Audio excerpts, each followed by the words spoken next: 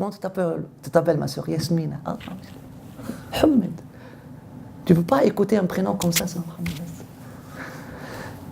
Tu t'appelles ma soeur Fatima. Allah. Mariam. Zainab. Comment tu t'appelles mon frère? Mohamed. Ali. Mahdi. Etc.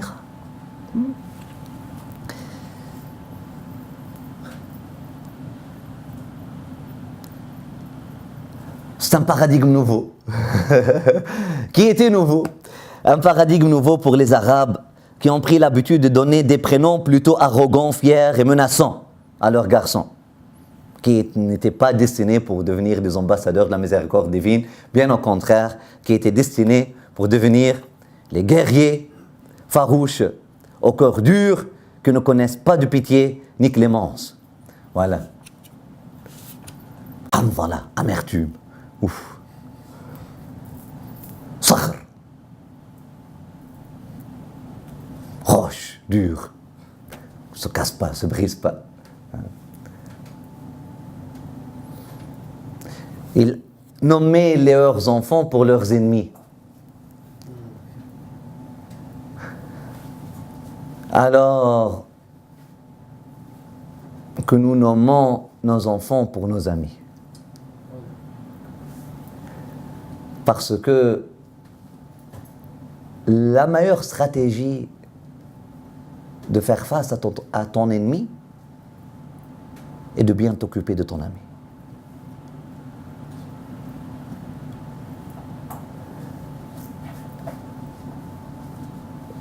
Dans d'autres traditions berbéro-arabes, nord-africaines, jahiliya, nord-africaine, si la fille elle est très belle, a des très beaux yeux, ils vont l'appeler Amsha ou Amya, ils vont l'appeler borgne, ils vont lui donner le prénom de borgne ou aveugle ou voyante. Si une fille a la peau vraiment blanche et belle et pure, ils vont l'appeler le Mubrasa, la lépreuse.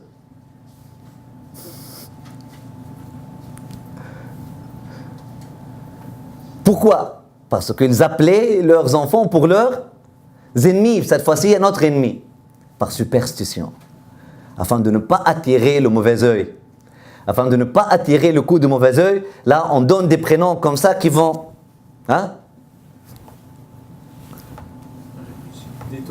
Qui font détourner, qui font briser le mauvais œil. Alors quelqu'un, Masha'Allah, des très beaux yeux. Elle s'appelle comment? Borgne. Okay. C'est une stratégie qui peut s'avérer intelligente, sauf que peut-être il y a un peu de vérité dedans. Oui, il faut se protéger, il y a une balance. Il ne faut pas, dès que le bébé a un jour dans le ventre de sa maman, tu commences à publier ses photos sur Facebook et tout ça. Mais tu commences à préparer le prénom et puis un casting pour le prénom de ma fille qui vient dans 9 mois. Et puis voilà, et tous les amis musulmans comme non musulmans, arabes comme non arabes, tout le monde, voilà. Appelle-le, appelle-la, appelle-le, appelle-la, appelle-le, appelle-la. Finalement, vous avez attiré un million de mauvaises attentions à ton bébé avant qu'il ne soit né. Bien sûr. Par contre, notre paradigme n'est pas, même avec Satan, même avec les forces malicieuses et vilaines et négatives dont nous sommes bien conscients, on ne les nie pas. Il y a des malfaiteurs, il y a des gens qui font la sorcellerie, il y a des gens qui ont une énergie tellement négative. Comme le dit le prophète sallallahu alayhi wa sallam, al-aynu haqq. Cette négativité, c'est une vérité humaine, c'est une réalité humaine malheureusement. Et puis le prophète sallallahu alayhi wa sallam l'a décrit ainsi. Il dit, elle peut amener l'homme à son tombeau et amener le chameau à la marmite. C'est-à-dire, elle peut tuer un chameau, masha'Allah, il est cuisiné à la marmite et peut amener l'homme à son touridul rajul al-qabra wal jamal al-qidr. Sta'idhu min al-ayni fa hiya haqq. Chercher refuge auprès de Dieu, min sharri hasidin idha hasad. Sauf que la sourate, elle commence pas comme ça. Elle commence قل أعوذ برب الفلق قل أعوذ برب الناس. C'est dans l'attachement au bien-aimé que réside l'arme la plus puissante pour combattre celui qui ne t'aime pas.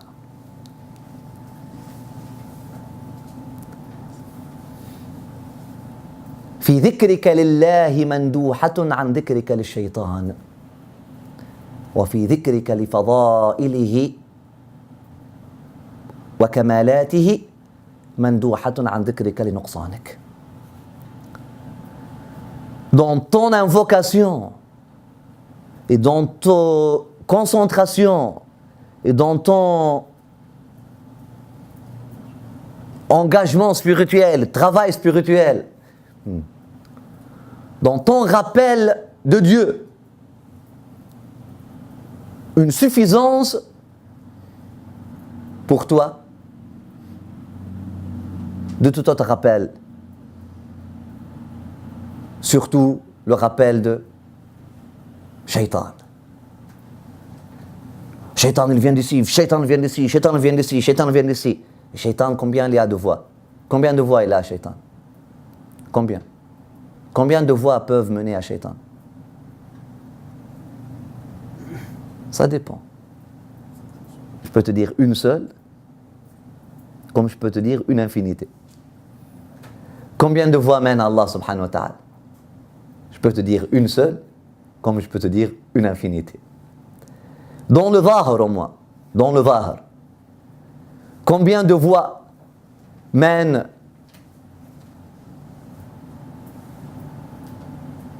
à Shaitan? Une infinité. Combien de voix mènent Allah subhanahu wa ta'ala? Une seule. Donc on se concentre sur, qu'est-ce qui serait plus facile?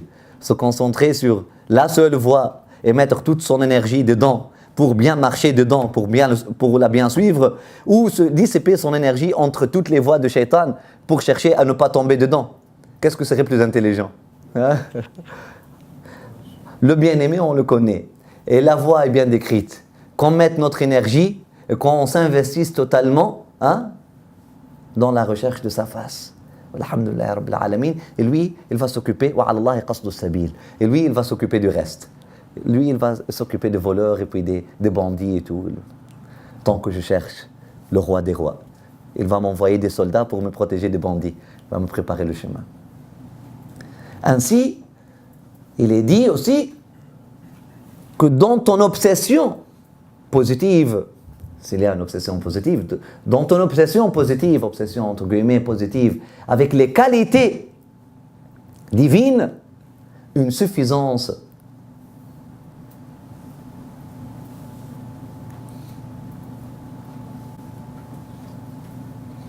tu n'as pas besoin de devenir obsédé avec tes manquements.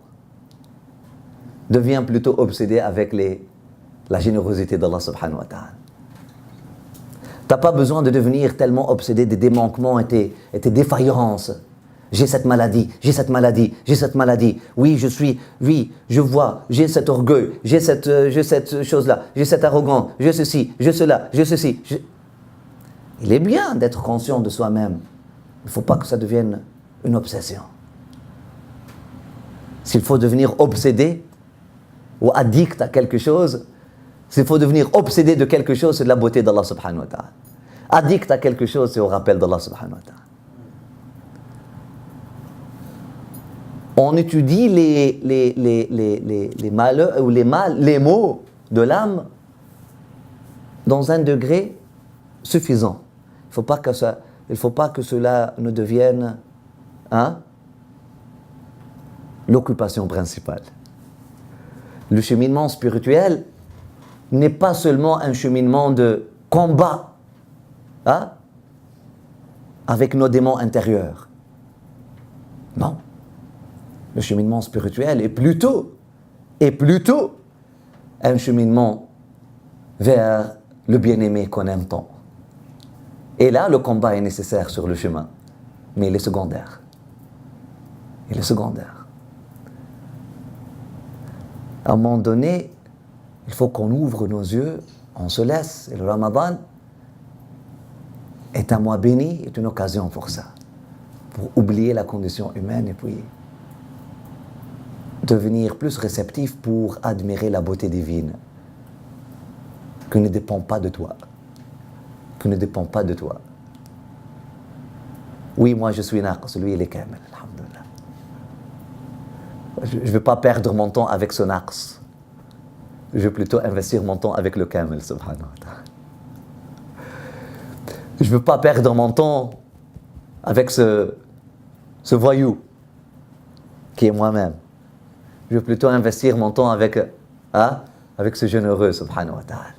Là, je lui donne mon temps. Je me dis, je ne perds pas mon temps en train de combattre mes démons et mes ombres. Et débattre avec moi-même. Fuis. Fafirru ilallah. Il y a un verset dans le Coran qui dit, fuis tout pour Allah subhanahu wa ta'ala, incluant toi-même, incluant tes manquements. Fuis tout.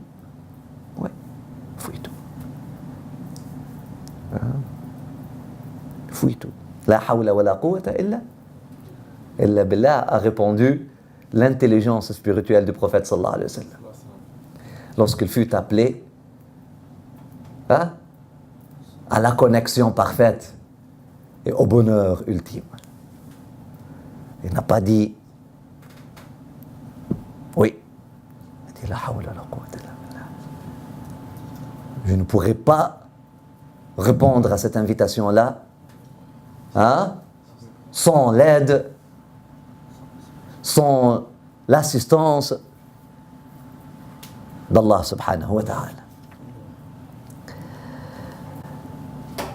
Voilà, Mohammed fut son nom, sallallahu alayhi wa sallam. Il est dit qu'Abd al-Muttalib l'a circonscrit au 7e jour, comme fut la tradition des Arabes et des Hébreux. Comme il est dit, dans des narrations authentiques aussi, que le prophète sallallahu alayhi wa sallam fut né ouin, c'est-à-dire ouin avec l'huile sacrée, avec l'huile, avec le frankincense, avec l'encens, avec l'huile d'onction. Ouin. On dit onctifié, ouin, on dit ouin, c'est ça. Il fut né ouin, avec l'huile de l'onction, parfumé, avec du kohl dans ses yeux, circoncis, et le cordon ombilical déjà coupé et traité. Par un miracle, et ceci n'est pas étrange. Abd al-Muttalib a appelé alors Thuwayba, l'esclave de son fils Abu Lahab, la servitrice de son fils Abu Lahab. Abu Lahab, il s'appelait Abu Lahab, ce n'est pas une insulte, parce qu'il avait le visage très brillant. Il était très blanc, il était très beau physiquement. D'ailleurs, physiquement parlant, parmi les oncles du prophète sallallahu alayhi wa sallam, il fut le plus proche du visage du prophète sallallahu alayhi wa sallam, subhanallah. Ajib, il fut béni, mais il n'a pas reçu la bénédiction. Il a refusé. La ilaha illallah. Il fut béni par ce beau visage, Abu Lahab, tellement scintillant,